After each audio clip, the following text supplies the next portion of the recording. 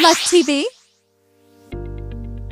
Hi guys! Welcome back sa aking YouTube channel, and for today's video is i-share ko sa inyo paano ko na-get rid yung acne sa mukha ko, especially tuwing summer dito sa Dubai. Hindi naman talaga ako tigyawatin kasi ever since naman hindi naman ako tinitigyawat. May tumutubo pa isa-isa, ganun lang, pero nawawala din naman siya. Hindi kagaya nung nagpunta ako dito sa UAE na tuwing summer na lang kung ano-anong mga sumpa yung mga tumutubo sa mukha ko. So, nung last summer is ganito yung nangyari sa mukha ko. Yan. Para lang siyang mga blackheads. Actually, blackheads pala talaga siya. So, nagpunta ako sa dermatologist. Is wala naman silang bang ginawa kundi tinanggal lang yung mga nakausli ng mga blackheads. Then after that, wala naman silang binigay sa akin na gamot o any cream para i-take ko, wala. So nung mag-winter na siya, first day ng winter is nawala na lang siya bigla. Parang bula siyang nawala. Tapos wala siyang iniwang marka sa mukha ko. But this time kasi nag-start ng October, kasagsagan ng summer dito sa UAE. Kung ano-ano na yung mga tumubo sa mukha ko. So, ito na yung second summer ko dito sa UAE. Para na talaga siyang acne. Acne na ba talaga siya o ano, hindi ko alam. Kasi nung nagpunta na ako ng dermatologist ulit, sabi niya acne daw. Kasi daw, oily daw yung face ko, oily daw yung skin ko. Kasi nakita niya kumikintab yung noo ko. Pero dahil yun sa sunblock.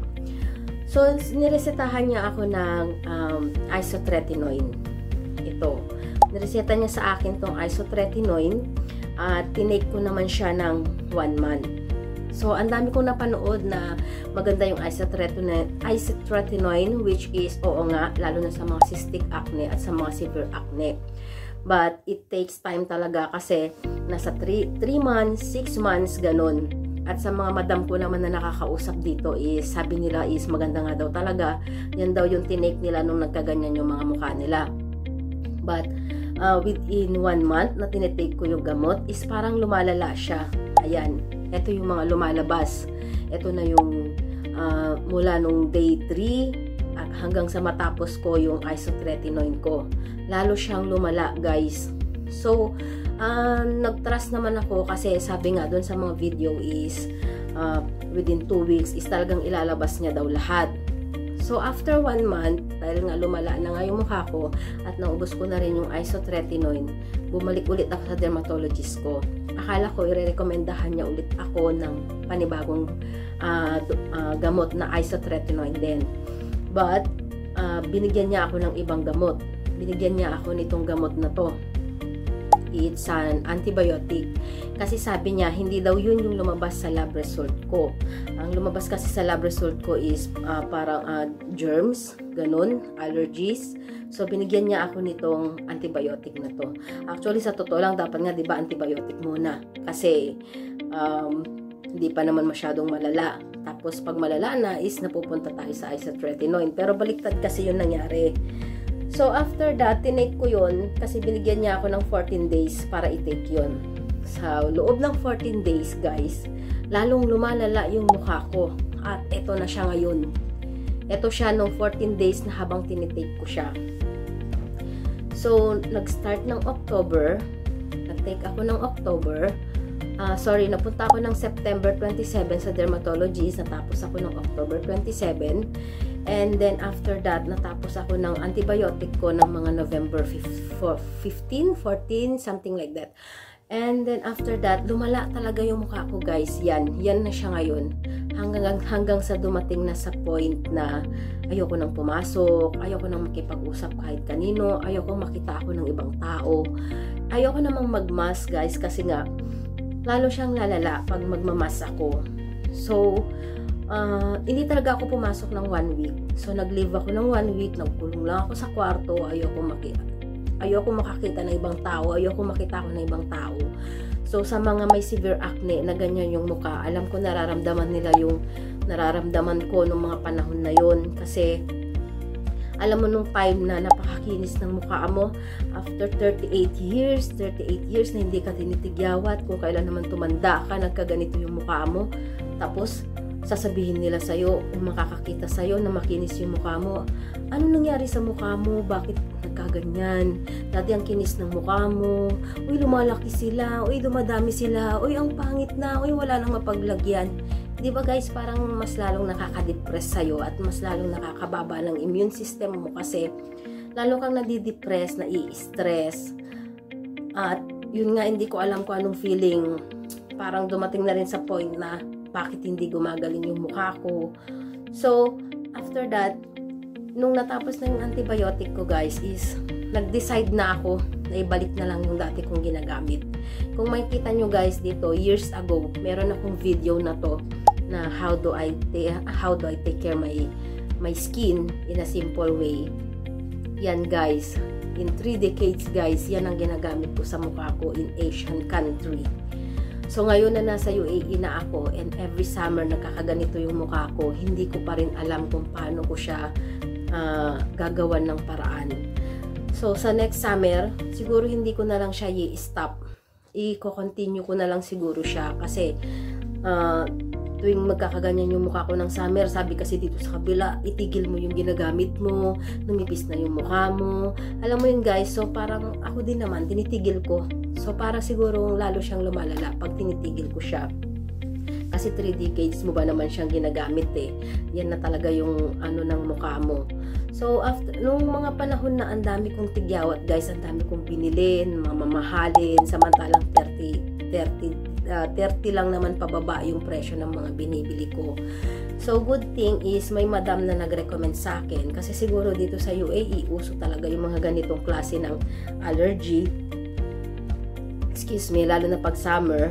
So nirekomendahan niya ako nitong facial wash na La Roche-Posay. Yan. Meron siyang niacinamide at meron siyang salicylic acid. So, yan yung ginamit ko pang facial wash ko. And then, bumili ako ng pinartner ko dyan na Effaclar Duo M. Hindi lang siya masyadong maganda sa feeling pag in-apply mo siya. Kasi para siyang mainit sa mukha. Pero effective siya guys.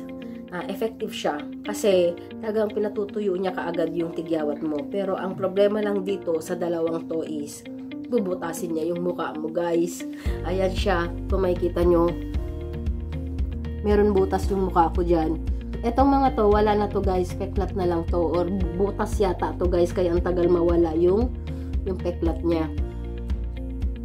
Yan, wala na to eh. Yan, wala na yan. Peklat na lang siya. Wala na sila guys. As in, wala na akong makapang mga bukol-bukol sa mukha ko. After November 15, tinigil ko na rin yung Effaclar Duo M. Tinigil ko na yan. So, binalik ko na lang yung ginagamit ko guys. Binalik ko na lang yung Eskinol ko na may RDL. Pero bago ko ginamit to, ginamitan ko na lang muna siya ng purong RDL na number 3 para mag-peel skin siya. Ayan siya guys. Yan. Pinag-peel skin ko muna siya. Tapos, hinayaan ko lang muna siya mga 2 weeks kong ginagamit yung number 3 na puro. So, after ng number 3 na puro, November 30, ginamitan ko na siya ng Eskinol na may RDL. So, ganito karaming Eskinol and then, 2 bote ng RDL. So, 1 month ko na to siyang ginagamit guys since today na ginawa ko tong video na to. So, after nito is after January 30, babawasan ko na yung dosage ng RDL ko. Kasi magsa-summer na naman guys, malapit na naman mag-summer. Kaya kailangan ko na naman siyang bawasan. So, ang ginagamit ko since November 15 na nag-start ako ng RDL number 3 is nag-whitening cream na lang muna ako ng RDL. Ito talaga guys yung mga ginagamit ko. At binalik ko na lang din ulit yung ginagamit ko na L'Oreal. Yan. Kapagpagaling talaga ng mukha ko is yung RDL ko pa rin. And siguro dahil bigla na lang nag-winter, bigla na lang din silang nawala. So susunod na summer, hindi ko alam kung paano na naman, pero gaya nga ng sabi ko, hindi ko siguro titigil na lang. Kung sa susunod na summer, siguro ganito karaming Eskinol at isang kalahating bote ng RDL. Siguro ganun na lang.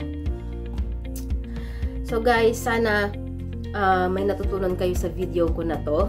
And ang ginamit ko lang talaga para mawala lahat ng mga tigyawat sa mukha ko since November 15 is yung RDL. RDL number 3. na puro, tapos nag-whitening lang ako kasi syempre dry siya. Yan lang. Then after that is eto na. So, sa susunod na summer, sana naman wala nang tumubo ng kahit na ano sa mukha ko, guys. Kasi, ano ba, gagawa ba siya ng 7 state na butas sa mukha ko? Buti na lang dito, guys, wala naman masyadong butas. Ito naman is mga peklat na lang yan. Ito, feeling ko, guys, ito butas to eh. Kasi ang tagal mawala ng peklat niya. Tsaka parang nararamdaman ko lumulubog yung kamay ko pag pinahawakan ko siya. Ito talaga, guys, is butas na talaga yan. Lumitaw na nawala na yung peklat niya. Ito din. Ayan. So, at least, compare mo naman dito. Yan. Sa mukha ko na yan dati is parang ayaw ko nang mabuhay. Diba? Parang gusto ko na lang umuwi ng Pilipinas. At parang, ewan ko, sinumpa ko yung UAE. Summer UAE talaga. So, guys, hanggang dito na lang yung aking video. At sana, natutunan kayo sa aking video. Sa mga gustong gumamit ng RDL is kung ayaw nyo na masyadong matapang is pwede nyo naman gamitin ng Eskinol with RDL na lang muna. May tawas pala yan, guys, yan. And yung whitening niya at yung RDL na whitening soap niya. Sa RDL whitening soap naman niya, guys, is tinutunaw ko muna siya sa kamay. Yan, tapos iaano ko siya, tapos mabilis lang. Yan na, huwag nang bibili pa ng kahit na anong mahal. So, hanggang dito na lang, guys. Thank you so much for watching. And sana may natutunan kayo sa aking video. And I wish you all the best. I wish you all the luck. At sana gumaling na lahat ng mga taong may acne na nakakaramdam ng depression at nawawala ang mga confidence nila. Sana gumaling na, Lord, yung mga may acne na nagsasuffer sa mga nasa mukha nila. Thanks, guys. Just Love TV.